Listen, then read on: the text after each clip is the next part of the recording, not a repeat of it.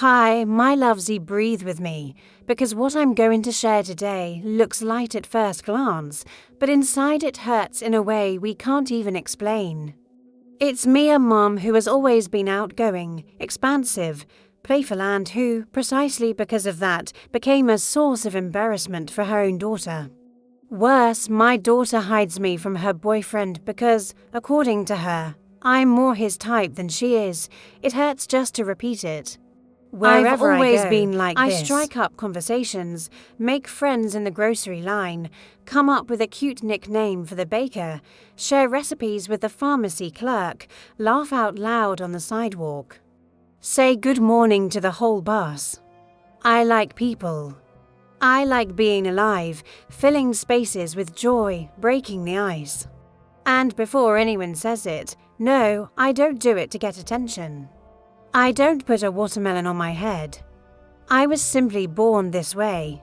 My daughter, on the other hand, takes after her father, quieter, reserved, discreet.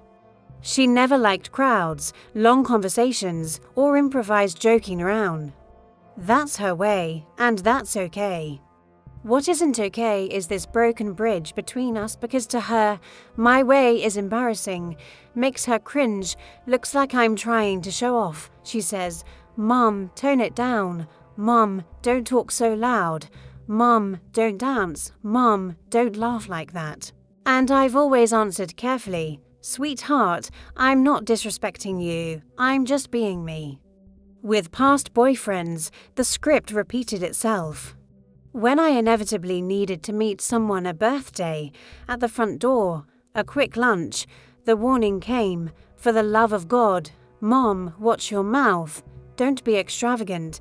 Don't crack jokes. Don't sing a little tune. Don't ask about his family." I tried to shrink myself, of course I did. Mothers perform every acrobatic trick not to become the problem, but it felt like I needed permission to exist. Even so, I let it slide. I moved on. Until one day they started talking about a police officer. "Oh, so-and-so is seeing a sergeant. Someone said they saw them having dinner. Another person said he's a good guy." The gossip arrived before the official news. I kept quiet and thought, okay, she's seeing someone. She's not a child. Let her tell me in her time. But it also stung. Why does everyone know a chapter of my daughter's life except me, the mother? I asked, simply, "Are you dating?" She, curt, "No." "I'm getting to know him," I joked, interesting, because the whole town already knows and I don't. She rolled her eyes. "Ugh, Mom, what do you want to know?" "You'll meet him later. Give it time." One afternoon I got to the gate and ran into the neighbor. She smiled. "Your daughter's dating Sergeant so-and-so, right?" "I know him, good guy, good family." "You can relax." I smiled out of politeness inside, a not. I didn't know anything.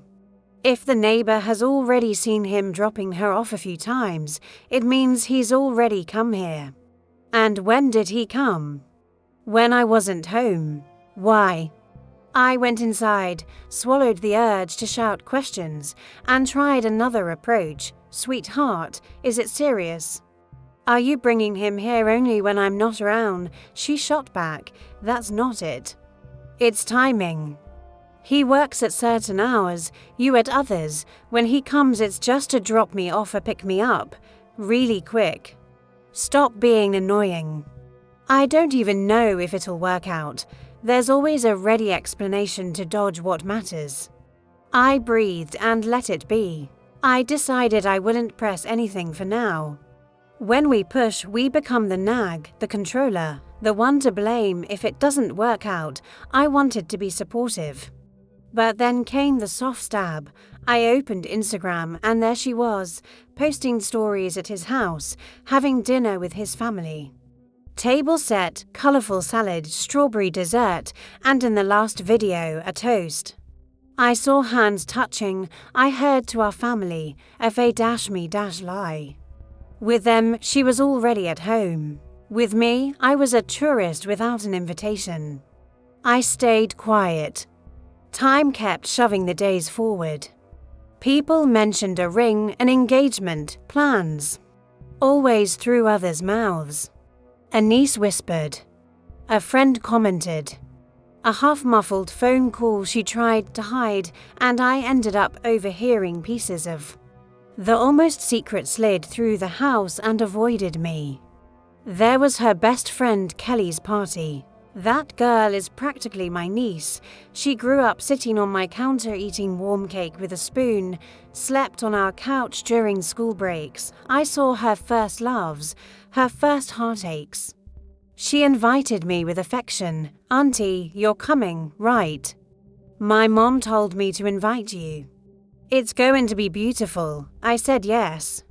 I opened the computer and started looking for a dress online, not flashy, a discreet floral, sleeves that cover the arms, something elegant. I put 3 in the cart and went to show my daughter. Which one do you think is better for Kelly's birthday? Her. What for? Me. For Kelly's party. Her. You're going alone. Because I'm not going. Me. What do you mean you're not going?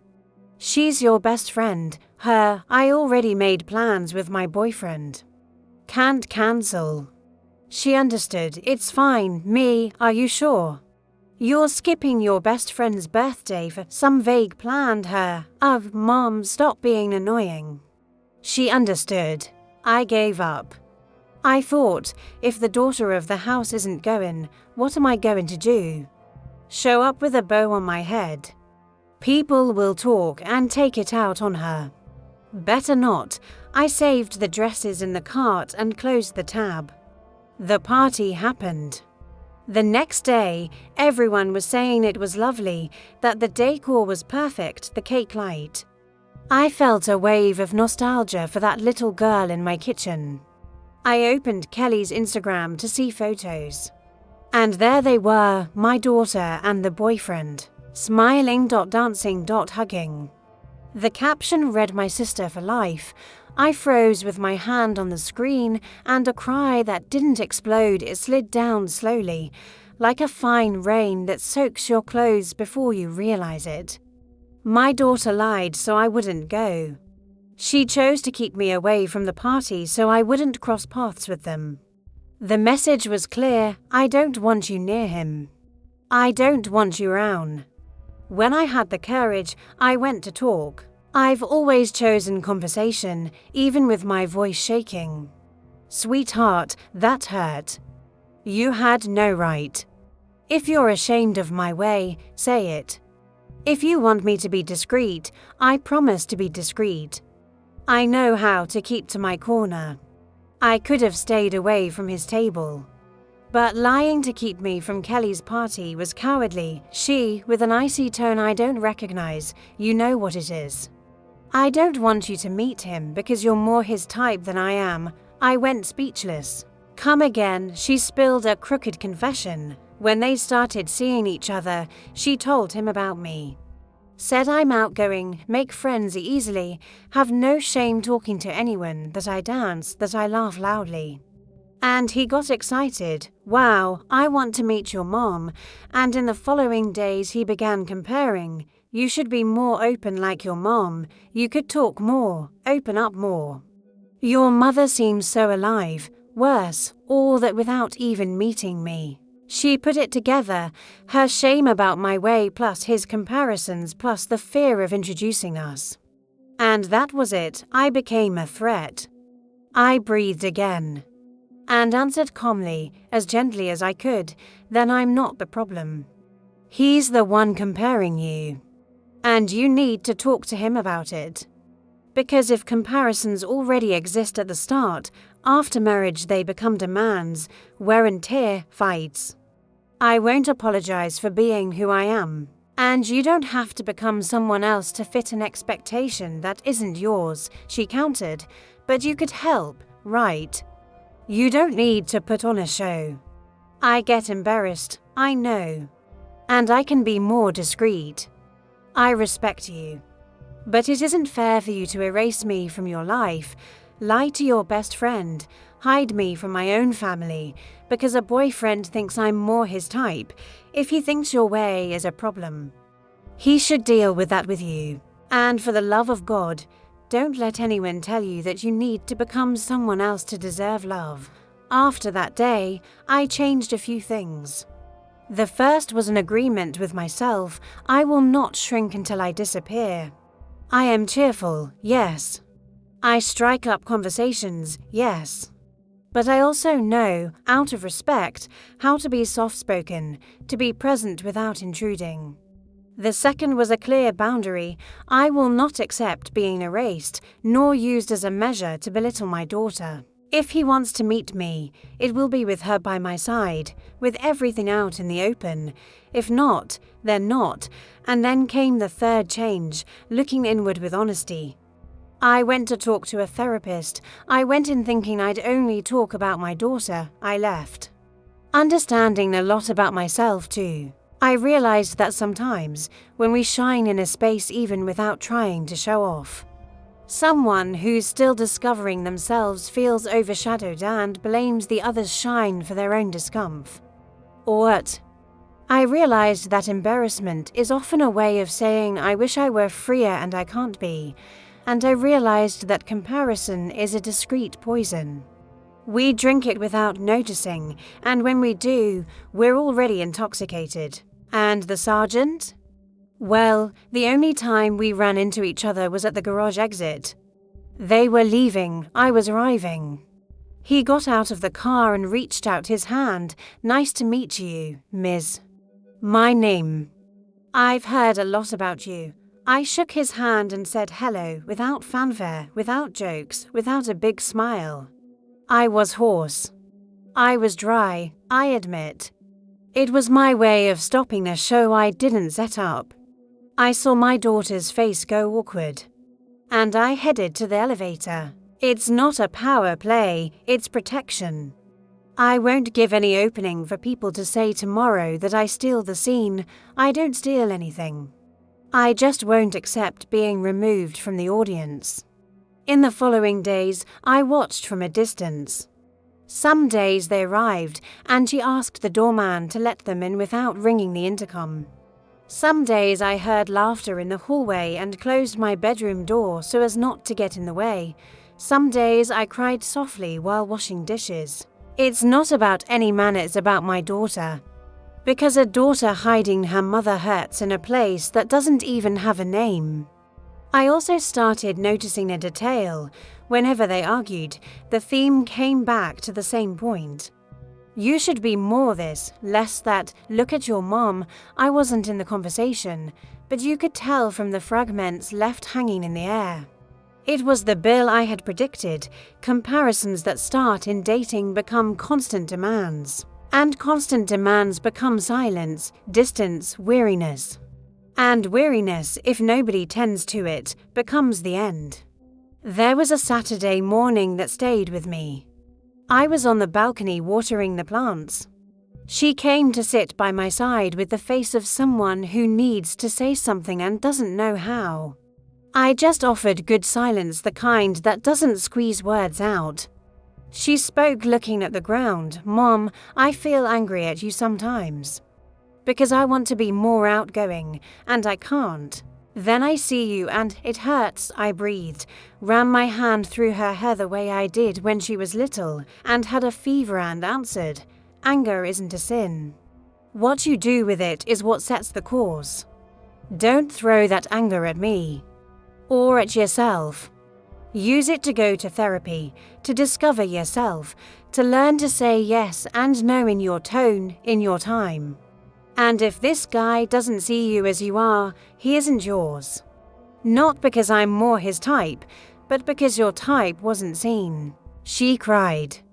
I did too. And for the first time in a long time, we weren't on opposite sides of the table.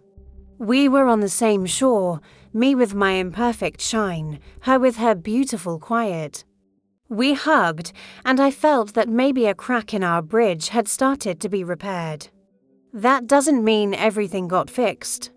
The other day, Kelly came by with a corn cake in her hand and a plea on her face. Auntie, you're very important to me.